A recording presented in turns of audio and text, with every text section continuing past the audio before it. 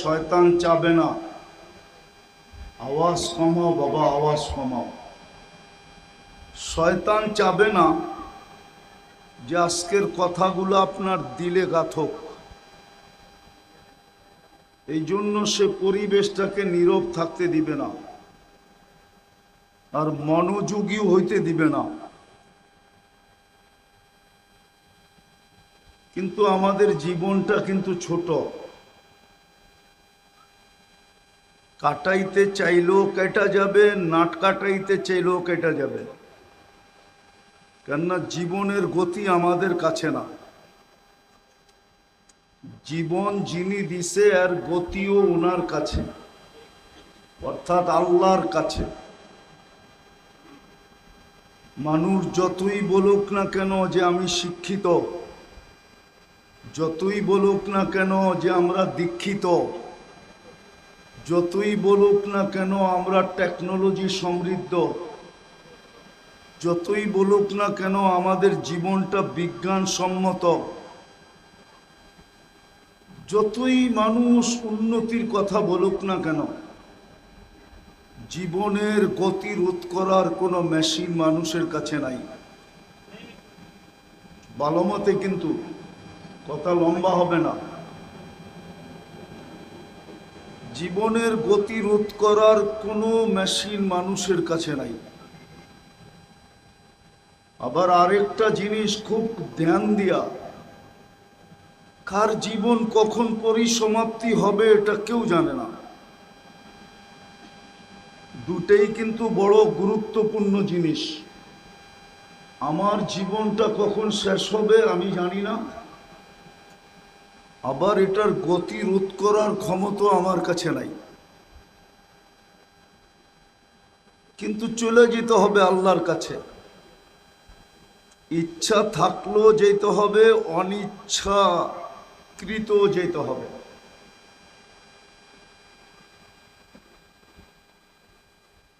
কিন্তু যদি নিজেকে দামি বানায় গেলাম, নিজেকে যদি দামি বানাইলাম, দামি দুনিয়ার সমাজে না, দুনিয়ার সমাজে আপনি দামি কতক্ষণ? বাইচা আছেন যতক্ষণ। প্রমাণ এখন দেওয়া যাবে। এইখানে যাদের মা বাপ নাই, একজনও নাই যে ডেলি 2 রাকাত নফল মা বাবার জন্য পড়ে। এইখানে একজনও নাই যে ডেলি 32 রাকাত নামাজের সাথে 2 রাকাত যোগ করে আমি 34 রাকাত পড়ি, আর 2 রাকাত মা বাবার জন্য দেই। বোঝা গেল যতদিন সামনে ছিল বড় দাম ছিল। কবরের পেটে চাইতে দেরি আমাদের দিলের থেকে মা বাবার দাম মুছা যেতে দেরি হয় না। ঠিক আমাদের দামও এরকম মুছা যাবে। বিদায় আবারও বলতেছি, জীবন কখন শেষ হবে এটাও কেউ জানে না। জীবনের গতিটা রোধ করার ক্ষমতাও আমাদের কাছে নাই। কিন্তু চলে যেতে হবে, সময়ও লম্বা না। 60-70 বছরের জীবন, কিন্তু নিজেকে দামি বানায় যেতে হবে। দামি দামি বানানোর জন্যই আল্লাহর 24 ঘন্টার বাজেট। আমরা আর আমার পরিবারের জন্য কয় টাকা বাজেট করি? আমাদের পরিবারের জন্য আমাদের কয় টাকা মাসিক বাজেট বলেন? রাষ্ট্র আমাদের জন্য কয় টাকা বাজেট করে? 18 কোটি মানুষের জন্য কয় টাকা বাজেট? আর আল্লাহ আমাদের জন্য 24 ঘন্টা অবর্ণনীয় বাজেট করেন। অবর্ণনীয় বাজেট বর্ণনা দিয়ে শেষ করা যাবে না। অবর্ণনীয় বাজেট করেন আল্লাহ। এই জন্যই তো ফাতেমা রাদিয়াল্লাহু তাআলা আনহা ফজরের পরে ঘুমাইতেছিলেন। ফজরের নামাজ পড়ি ঘুমায় গেছেন। তো আল্লাহর রসুল সজাগ করতেছিলেন, বলতেছিলেন, বেটি, আল্লাহ এখন রিজিক বন্টন করবে আর তুমি ঘুমাইতেছো। ডেলি আমাদের উপরে আল্লাহ কোটি টাকা বাজেট ব্যয় করেন, কোটি টাকা।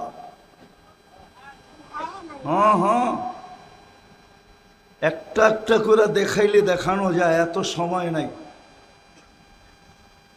এত সময় নাই। যদি অক্সিজেন পানির দামে কিনতে হইতো তো ডেলি 16,500 টাকা বিল দিতে হতো। বর্তমানে 850 কোটি মানুষ, 850 কোটি মানুষের বিল যদি 16,500 করে হয়, তাইলে এইবার দেখেন কত টাকা ডেলি এই 850 কোটি মানুষের জন্য হয়। বাজেটটা কে দেয়? না আপনি কিনেন অক্সিজেন? 24 ঘন্টা আমাদের পিছনে ব্যয়। যদিও পরিবেশ বলে না যে আমরা বেঁচে থাকি, পরিবেশবাদীদেরকে নিয়ে আসেন, তাহলে বলবে এই এলাকার পরিবেশ বসবাস যোগ্য নয়, ঠিক না? বৃষ্টি নামলে কি বসবাস যোগ্য? কি রাগ হয়ে গেলেন মনে হয়, ঠিক না? যদি একাধারে 1 সপ্তাহ বৃষ্টি হয় কি অবস্থা হবে? কিন্তু আমরা বসবাস করতেছি না, করতেছি না? হ্যাঁ, কে বাঁচায় রাখতেছে আমাদেরকে? কিন্তু পরিবেশবাদীরা তো কয় ঢাকা শহর ছোটবেলার থেকে শুনতেছি এটা বসবাসের যোগ্য না। দূষণযুক্ত শহর হলো ঢাকা শহর, দূষণ মুক্ত না। কিন্তু দিন দিন জনসংখ্যা বাড়তেছে, আর যুগের পরে যুগ আমরা বেঁচে আছি। কে বাঁচায় রাখছে? আপনার পিছনেই বাজেট কেন একটু ভাবেন। এত দামি ব্রেন দিলেন, তারপরও ভাববেন না। এত দামি বিবেক দিলেন, বুদ্ধি দিলেন, বিদ্যা দিলেন, ভাবনার পিছনে এত বড় সওয়াব রাখলেন যে সঠিক ভাবনা যদি হয় তো 60-70 বৎসরের ইবাদতের সওয়াব দিবে এক মুহূর্ত ভাবনার বিনিময়ে। একটু ভাবেন, কেন আপনাকে আমাকে আল্লাহ বাজেট ব্যয় করতেছেন? 24 ঘন্টা কেন আপনি আর আমি লালিত পালিত? কি কারণে? শুধু এই কারণে যে আপনি আর আমি নিজেকে দামি বানাই। রাগ হয়ে যান না এই এলাকার মানুষ, শুধু শিল্পের কারণে এই এলাকায় এত লোকের সমাগম দেখা যায়। যদি এই এলাকায় শিল্প না হইতো তো মানুষ টোকাইতে হইতো যে এখানে মানুষ আছে কিনা। রাগ হয়ে গেলেন? হ্যাঁ, শুধু শিল্পের ফ্যাক্টরিটাই তো উন্নত, আর নাইলে পরিবেশটা তো আর গুলশান না। গুলশান না বনানী, না বারিদারা, না ধানমন্ডি, না উত্তরা। যদি পরিবেশটা উন্নত না হয় তাহলে কি পাইয়া আমরা ভুলা গেলাম যে আমাকে আমার দামি বানাইতে হবে? আমাকে আমাকে আমার আমাকে আমার দামি বানাইতে হবে, কি পায়া ভুলা গেলাম বলেন? জবাব দেন আমাকে, কি পায়া ভুলা গেলাম? দামি বানানোর জন্যই তো 24 ঘন্টা সুরক্ষা। কসম খোদার, জমিন 1 মিনিট আমাদেরকে টিকা থাকতে দিতে চায় না। যদি টিকা থাকতে দিতে চাইতো তাহলে আল্লাহ এই কথা কোনোদিন হাদিসে কুদসিতে বলতেন না, ইন কানা আবদুকুম ফাশানুকুম বি। আল্লাহ জমিনকে বলে, বন্দা তোমাদের হলে যা খুশি তা করতে পারো। ইনকানা আবদি, যদি বন্দা আমার হয়, খবরদার যদি চোখ উঠায় দেখলাম।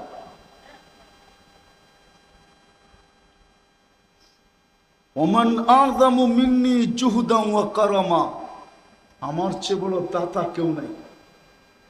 আল্লাহ জমিনকে থ্রেড দিতেন না, শুধু জমিনকে না সমুদ্রকেও বলেন, শুধু সমুদ্রকে না 24 ঘন্টা ফেরেশতাদেরকে বলেন, খবরদার যদি আঙ্গুল উঠাইলাম।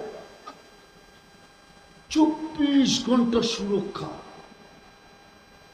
24 ঘন্টা রক্ষণাবেক্ষণ, 24 ঘন্টা লালন পালন, 24 ঘন্টা কিন্তু সুরক্ষা দেয়। হায় যদি পারতাম তাহলে আমি নিয়ে আসতাম। একটা একটা মাইক্রোস্কোপ যদি আপনাদের চোখে এখন লাগায়া দিতাম, তাহলে আপনারা দেখতেন এই জায়গার ভিতরে কত জীবাণু, কত ব্যাকটেরিয়া এখানে বাসতেছে। জানি না এখানে কোনো শিক্ষিত লোক আছে কিনা, নাই? অবশ্যই আছে, ঠিক না? কত ব্যাকটেরিয়া আপনি দেখতেন এখানে। কে আপনাকে সুরক্ষা দিতেছে? কে আপনাকে আমাকে 24 ঘন্টা রক্ষণাবেক্ষণ করতেছে? কে আপনাকে 24 ঘন্টা লালন পালন করতেছে? উদাহরণ দিলে বুঝবেন কি বুঝবেন না জানি না।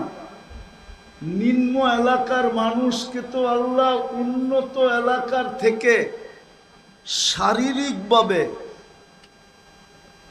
শারীরিকভাবে যেটা ডাক্তারের ভাষায় বলে অ্যান্টিবডি, রোগ প্রতিরোধ ক্ষমতা আপনাদের গায়ে গুলশানওয়ালাদের থেকে বেশি আছে। মানেন না? মানেন না?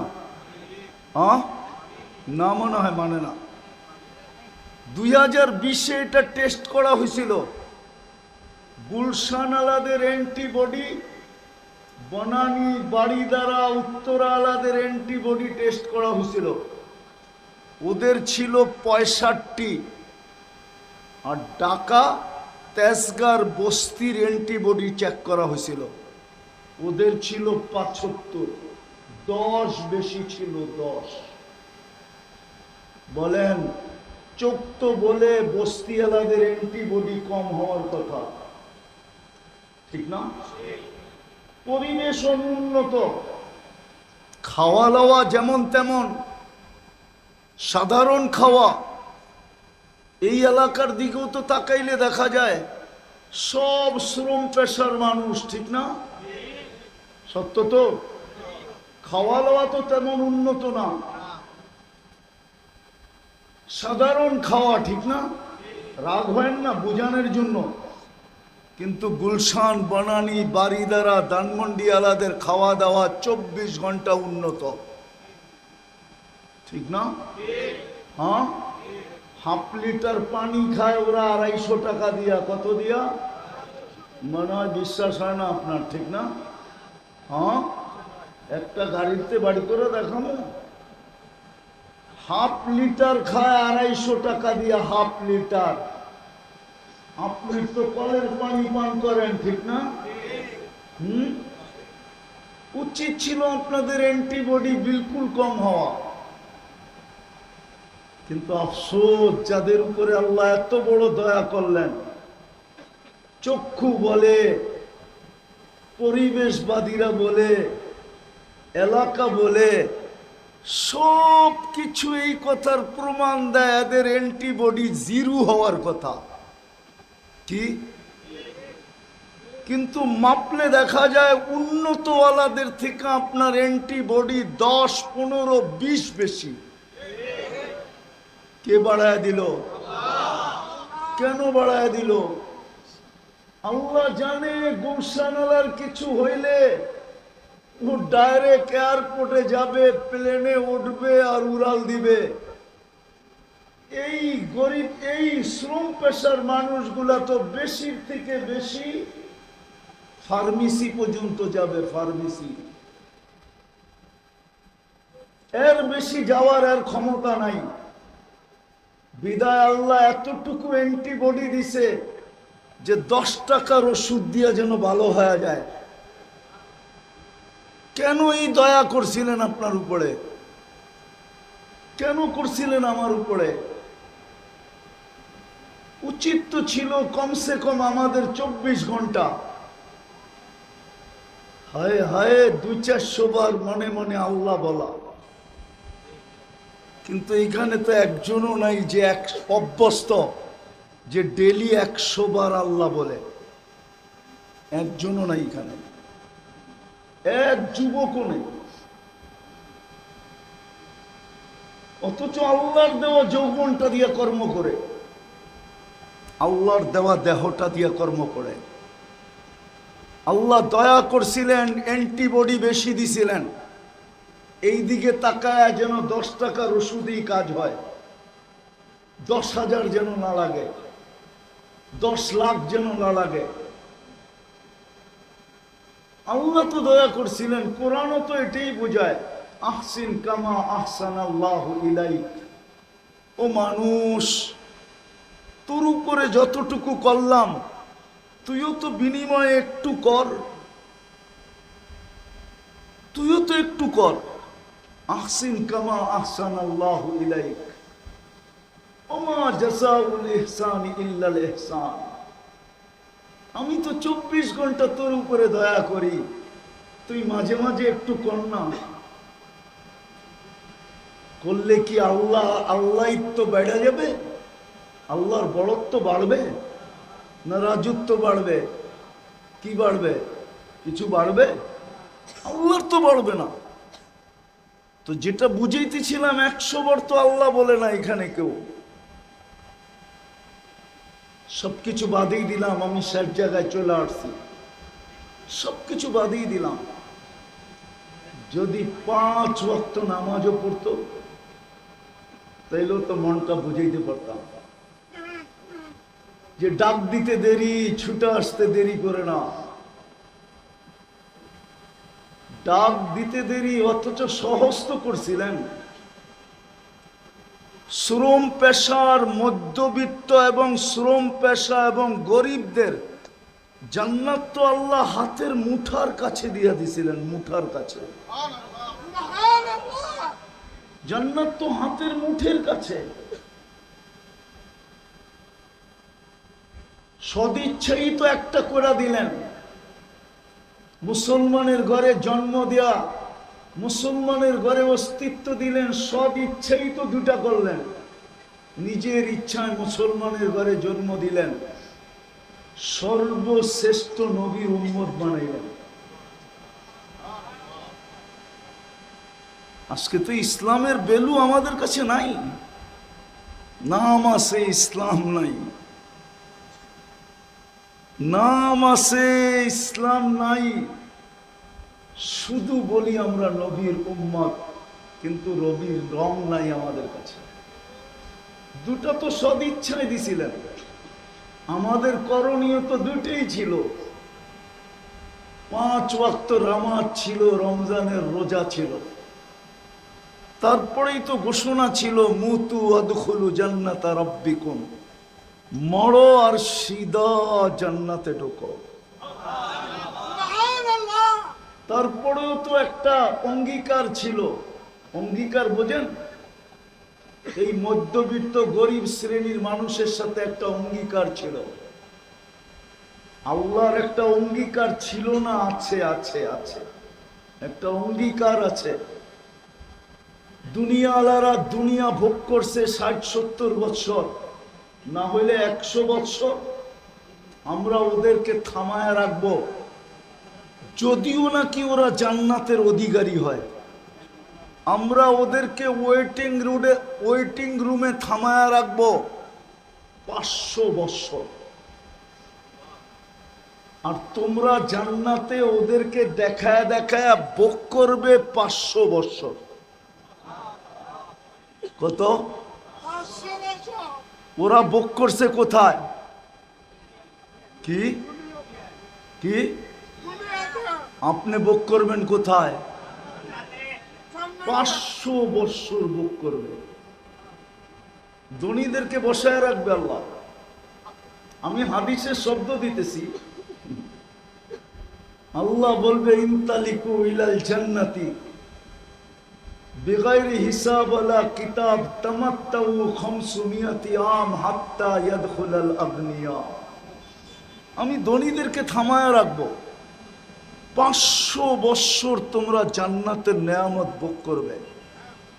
ওরা করছে কোথায়? দুনিয়ারটা উত্তম না জান্নাতেরটা উত্তম? হ্যাঁ, দুনিয়া আইটেম কয়টা? জান্নাতে তো আপনি বুক করবেন 70,000 আইটেম। জিজ্ঞেস করেন উলামাদের থেকে। দুনিয়ায় যত দামি খায় তত দুর্গন্ধ হয়, জান্নাতে যেটাই খাবে ওইটাই সুঘ্রাণ হবে। আপনার সাথে তো অঙ্গীকার। শুধু যদি 2টা করতো, কয়টা? কয়টা? কয়টা? 2টা করলেই হতো। 5 ওয়াক্ত নামাজ, রমজানের রোজা, 2টা তো আল্লাহ সদিচ্ছায় দিয়েই দিছিলেন। এই জন্যই আমার কথা শুরু ছিল, কথার শুরুটা ছিল, আমার কথার শুরুটা যে জীবনটা দিছেন দামি বানানোর জন্য। আর দামি বানানোর জন্যই আমার পিছনে সুরক্ষা, দামি বানানোর জন্যই আমার পিছনে সুরক্ষা, আমার পিছনে রক্ষণাবেক্ষণ, আমার পিছনে লালন পালন, 24 ঘন্টা আমার পিছনে বাজেট ব্যয়। আমি যেন আমাকে দামি বানাইতে পারি, এটুকুই আল্লাহর দাবি, আর কিছু না। তোমাকে দামি বানাও। এইখানে না, এইখানে দামি কতক্ষণ? বেঁচে থাকে যতক্ষণ। দামি কতক্ষণ? চাকরি আছে যতক্ষণ। চাকরি নাই, দাম শেষ। এমনকি ওয়াইফের কাছে পর্যন্ত দাম নাই। দিতে পারবেন তো সবার কাছে আপনি দামি, না দিতে পারলে আরে বুঝবেন। প্রবাদ বাক্য বলমু, বাংলা একটা ছন্দ আছে, দারিদ্রতা যখন দরজা দিয়ে ঢুকতে থাকে না, তো ভালোবাসা নাকি জানলা দিয়ে পালিয়ে যায়। দুনিয়ায় আপনি দামি কতক্ষণ? বেঁচে আছেন যতক্ষণ, বা যেই জিনিসের কারণে আপনার দাম, ওটা আপনার হাতের নাগালে আছে যতক্ষণ, ওই জিনিস নাই, আপনার দাম নাই। আমি দুনিয়ার দাম বুঝাইতেছিলাম, আমি বুঝাইতেছি ওইখানে, ওইখানে আপনি দামি কিনা। 2-1টা দেখাই কত